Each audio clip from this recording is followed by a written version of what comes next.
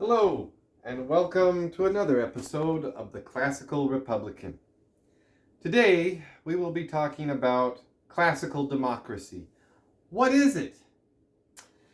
Like republicanism, the definition has changed over time. In classical republicanism, we have the mixed regime, the one, the few, the many. That is the monarchy, the aristocracy, and the democracy. The ancients did not do democracy like we do today. It did not simply mean voting in elections. So, to better understand classical republicanism, we must know what they meant by that third element called democracy. First, I have here a water clock.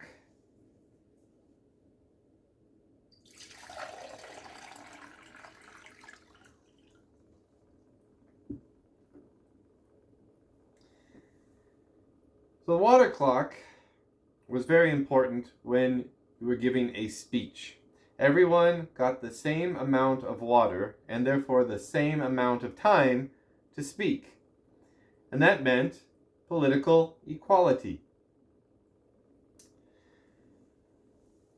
Voting in pots was also very popular. I have here some beans, and in Harrington's Commonwealth of Oceania, when he's talking about the Athenians, he talks about their senate or their vuli, their council, or their smaller council. He calls it the senate of the bean, because they voted in pots with beans. Another way to vote would be with different colored stones. So, yes, no.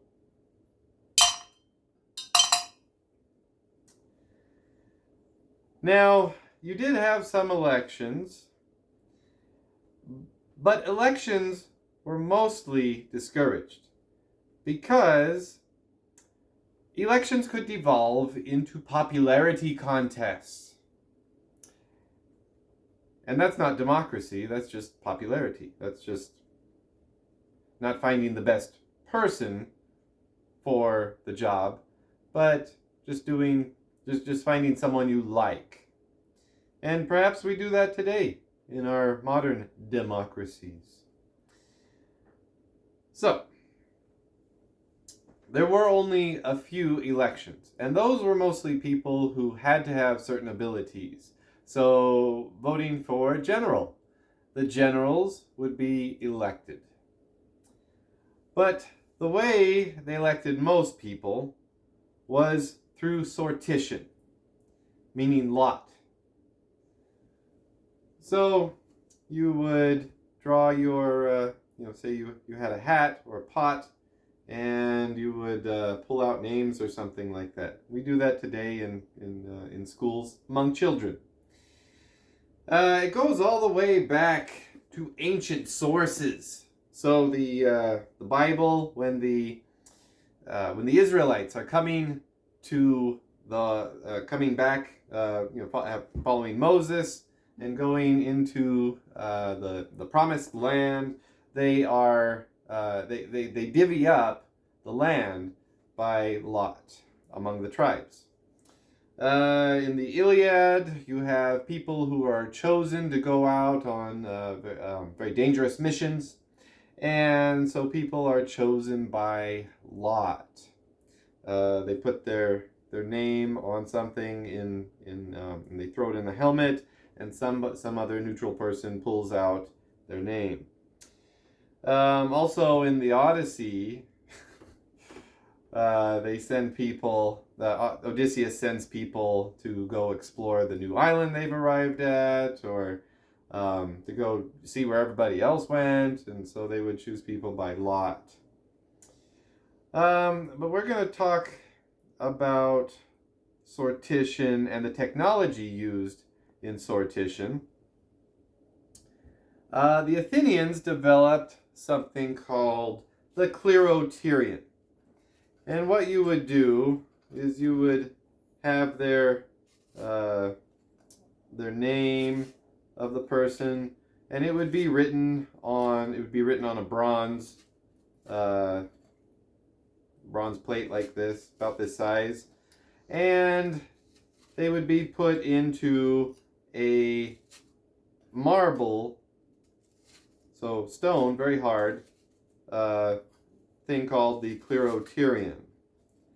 Now the Rotarian would it would be a lot larger, and you would have thousands of people, or maybe just several hundred, going and using the Rotarian. They would put their name in.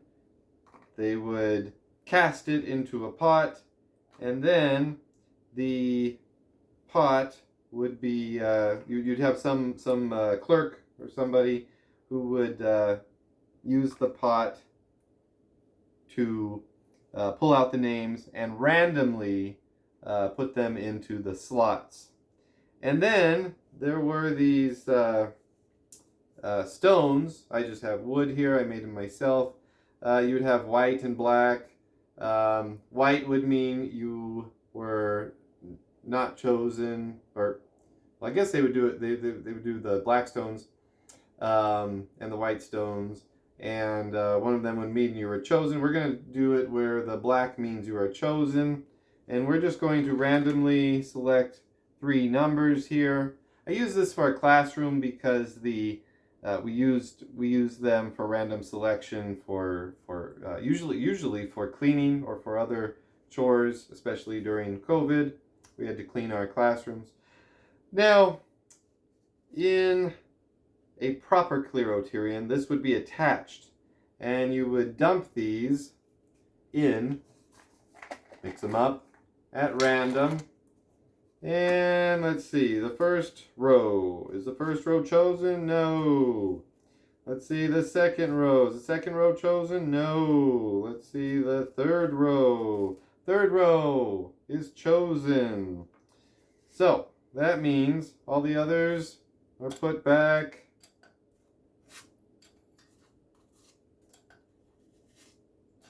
And then, we got this row. This fourth row was not chosen.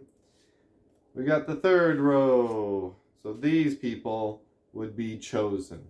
And they would be chosen for any sort of office, even a magistracy, a council to deliberate and make decisions, and especially juries. So juries. Very important to have random selection.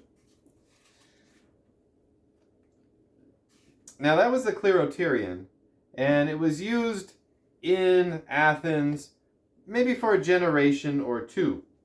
The Rotarian was highly complex, and we didn't even know about it until really the 19th century. So we didn't know about the Rotarian. Sure, there were sources saying that people were selected by lot, and all that scholars could think was they had these big pots and were just throwing their names in the pot, and people were just randomly selecting stuff. So in the 19th century, we discovered the Athenian Constitution, which was believed to be written by Aristotle. Since then, it has been surmised that it was not written by him, but by one of his students.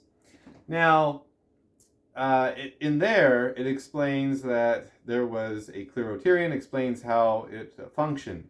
And then, lo and behold, archaeologists started to discover Rotarians in Athens. Now, Rotarians have never been discovered in any other Greek city-state, so it may have been only an Athenian practice, a tool. So, but I'm not entirely sure. Now, the Rotarian was rather cumbersome because you had this huge stone block that you had to have, and so it wasn't something you could just carry around. And even apparently when the Athenians, during the Peloponnesian War, established democracies in other city-states, it seems that they did not bring the Rotarian with them. But who knows? Maybe in some places they did, and we haven't discovered that yet. But you did have other forms of sortition, and one of those, which was long-lasting, about 1,000 years, was the Venetian Ballot. Now, I'm going to do a video on this someday when I have maybe 100 people at my disposal.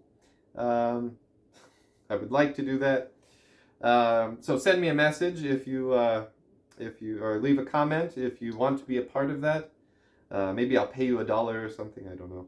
But let's just do it for the love of history. But so you would have in the Venetian ballot, you would have gold and silver balls that would be randomly selected without looking. You would just select whether you were chosen or not chosen. And then you would go to a central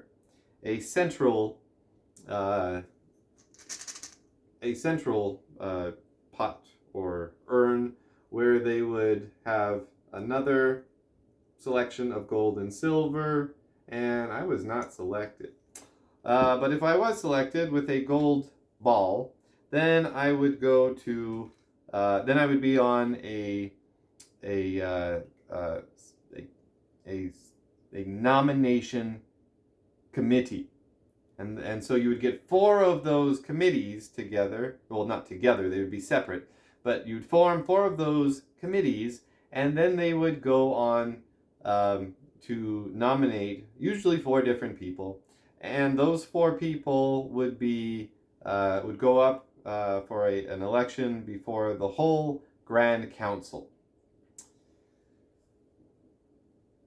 But that was done away with by Napoleon Bonaparte. So these are the tools that were used by democracies in ancient, well, basically before the modern era. And so these tools of random selection were always made fun of because, you know,